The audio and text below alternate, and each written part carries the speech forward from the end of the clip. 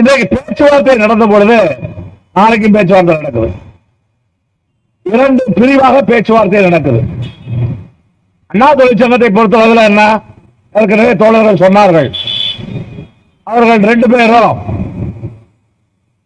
அண்ணா தொழிற்சங்கத்தினுடைய பொதுச் செயலாளர் அண்ணன் கமலக்கண்ணன் அவர்களும் தாடிராஜ் அவர்களும் கருப்பு துணியை கட்டிக்கொண்டு கண்ணில் கட்டிக்கிட்டு பேச்சுவார்த்தையில கலந்துக்கிட்டாங்க.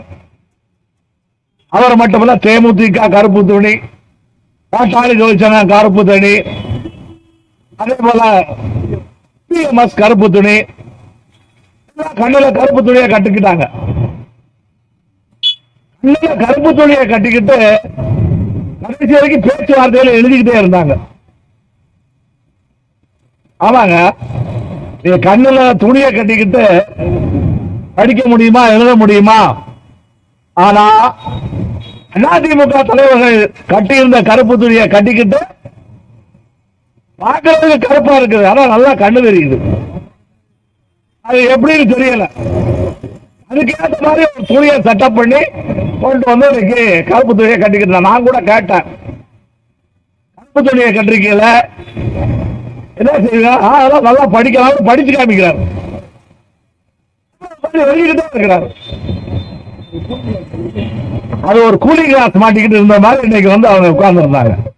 இதுக்கு அவங்க என்ன சொல்றாங்க, சங்கத்தையும் ஒன்னா வச்சு பேசணும். நாம என்ன சொன்னோம், இன்னைக்கு இத பேசும்போதே நமக்கு உரிய அவகாசம் கிடைக்கவில்லை. அமைச்சர் பேசும்போது எங்களுக்கு போதுமான டைம் கொடுக்கல அப்படிங்கும் போது அமைச்சர் இவ்வளவு நேரம் பேசுறிய இதுவே பத்தலையானு 1.25 லட்சம் தொழிலாளிகளுடைய ஊதிய பிரச்சனை, அதே போல 95,000 ஓய்வூதியர்களுடைய ஓய்வூதிய பிரச்சனை. இது அமைச்சர் எவ்வளவு நேரத்தில் பேச சொல்றாரு? 15 நிமிஷத்துல பேசி முடிக்கிறார். 15 நிமிஷத்துல பேசுற பிரச்சனையா? இவ்வளவு பேசுறது அதிகம்னு சொல்றாரு அமைச்சர். 85 சதவீதம் போனா என்ன ஆகும்?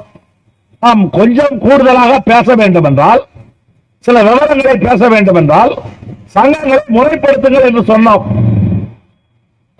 சரி, 13 சங்கங்கள் வாங்க, முறைப்படுத்துவது இந்த சங்கம் அந்த சங்கம் அரசியல் கட்சி சங்கம் என்றெல்லாம் பார்க்கவில்லை. நாம் சொன்னது ஒன்றுக்கு மேற்பட்ட கழகங்களில் செயல்படக்கூடிய சங்கங்களை கூப்பிடுங்கள்.